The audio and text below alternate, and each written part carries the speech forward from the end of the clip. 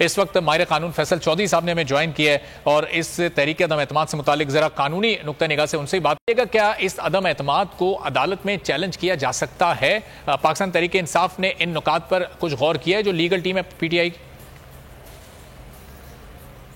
देखिए, चैलेंज तो किसी भी चीज को किया जा सकता है अगर उसकी कोई कानूनी बुनियाद हो, लेकिन तहरीक अदम एतमाद जो है खालिस्तान एक पार्लिमानी मामला है। उसकी recently supreme court of Pakistan ने जब ये सूरी साहब की रूलिंग आई थी नेशनल असेंबली में अप्रैल में, इमरान खान साहब जब के प्राइम मिनिस्टर थे, तो इसको सुप्रीम कोर्ट में चैलेंज किया गया था और सुप्रीम कोर्ट ने फिर उसमें अपना फैसला दिया था और दोबारा अदम एतमाद पे वोटिंग हुई थी, जिसके नतीजे में फिर पीटीआई हुकूमत को जाना पड़ा।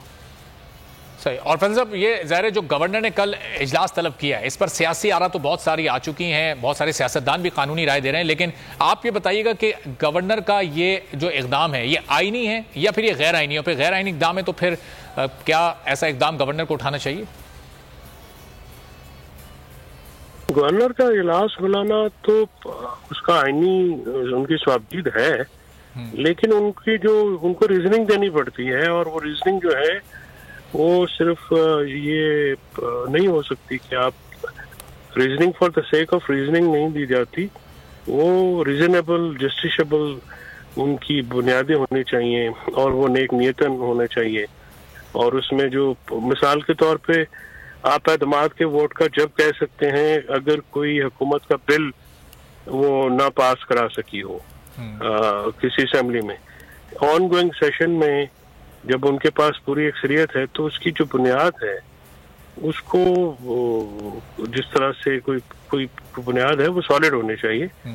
वो भोंडे तरीके से अगर कोई कहेगा तो वो तो ऐसा तो नहीं हो सकता कि गवर्नर और सीएम की लड़ाई हो, सुबह नाश्ते पे वो कहे कि आप एतमाद का वोट लें। तो ये तो एक संजीदा प्रोसेस है। फैसल साहब, पीडीएम उसको संजीदगी से फैसल साहब, पीडीएम तो हर मुमकिन ये कोशिश कर रही है ना कि ये असेंबलियों की तहलील को किसी तरह रोक सके। ये तहरीक अदम एतमाद भी इसलिए पेश की गई। क्या कोई मजीद कानूनी ऑप्शन उनके पास बचा है ये तहलील रोकने का?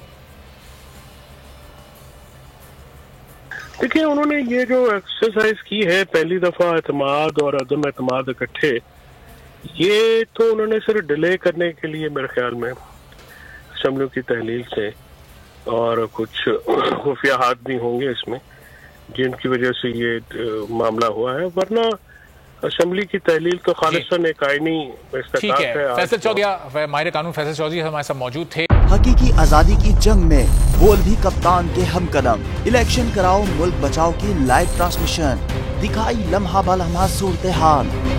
रील और रेटिंग में भी बोल न्यूज रहा नंबर 1। सब्सक्राइब करें और बेल दबाएं ताकि कोई खबर रह न जाए।